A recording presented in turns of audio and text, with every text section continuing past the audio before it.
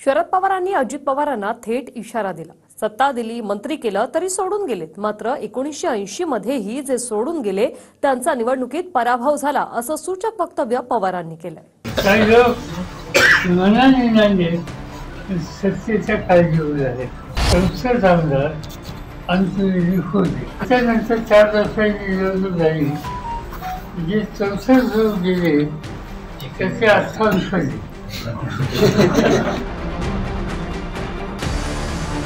बारामतीच्या पदाधिकाऱ्यांशी संवाद साधताना शरद पवारांनी अजित पवार गटावर जोरदार टीका केली।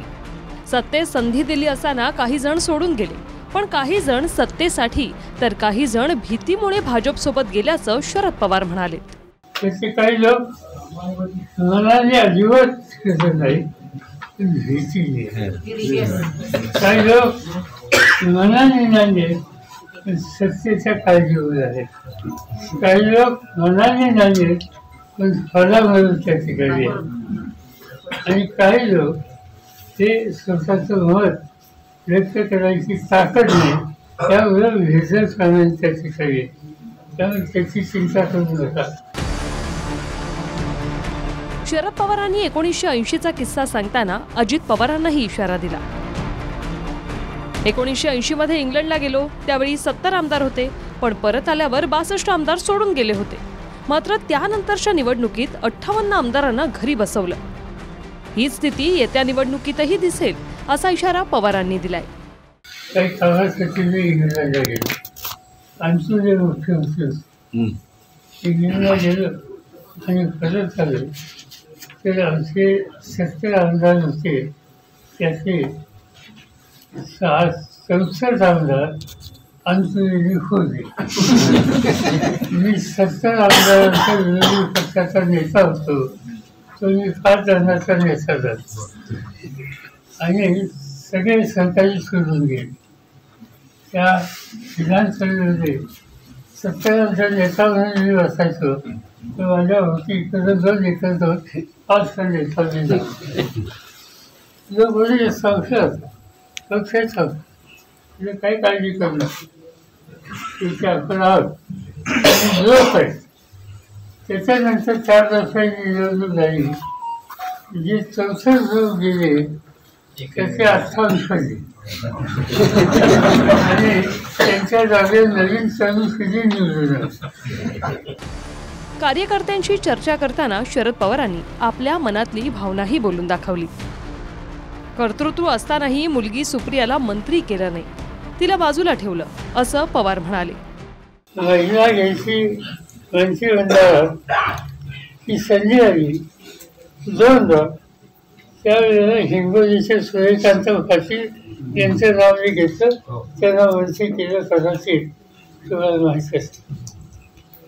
आणखी नाही, दुसरी महिला घ्यायची प्रसंगाला, तर शर्मा म्हणून एक नेते होते, सरकारी होते, त्यांच्या मुलीला आपण मंत्री केलं, त्यांच्या हातामध्ये सत्ता दिली। पण वेळ प्रसंगी कर्तृत्व असताना सुद्धा स्वतःच्या मुलीला बाजून ठेवलं, पण कार्यकर्त्यांना संधी दिली, हा इतिहास विसरतो। एकीकडे शरद पवारांनी बारामतीतून अजित पवार गटाला इशारा दिला, तर दुसरीकडे शरद पवार गटानं ट्विटरवर अजित पवारांच्या जुन्या प्रतिक्रियांचा व्हिडिओ ट्विट करत धोकेबाज म्हटलंय। मी पहिल्यापासून शब्दाचा एकदम पक्का म्हणून माझी ओळख आज महाराष्ट्रामध्ये। कुणाला दिलेला शब्द फिरवणं, कुणाला फसवणं, कोणाला खेळवत ठेवणं हे मला अजिबात जमत नाही। परंतु या मोदीला हटवा, मैं काम नहीं कर सकता, सवालही नहीं उठता।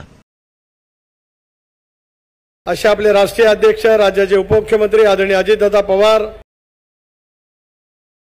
अरे ज्यांच्या वडिलांनी पक्ष काढला, ज्यांच्या वडिलांनी पक्ष वाढवला, त्यांचाच पक्ष काढून घेतला, त्यांचंच चिन्ह काढून घेतलं।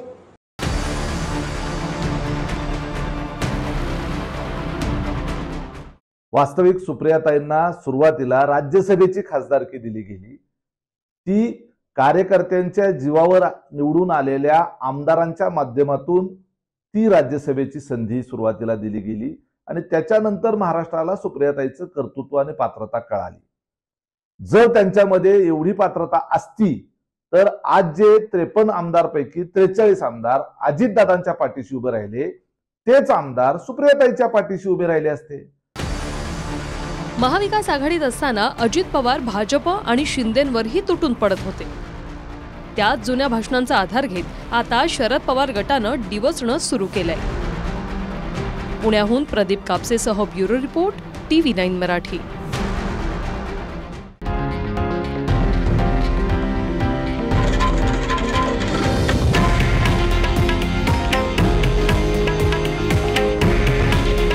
हे आहे देशातील नंबर 1 न्यूज नेटवर्क आणि आपण पाहत आहात TV9 मराठी. काळजी तुमची, हित महाराष्ट्राचं.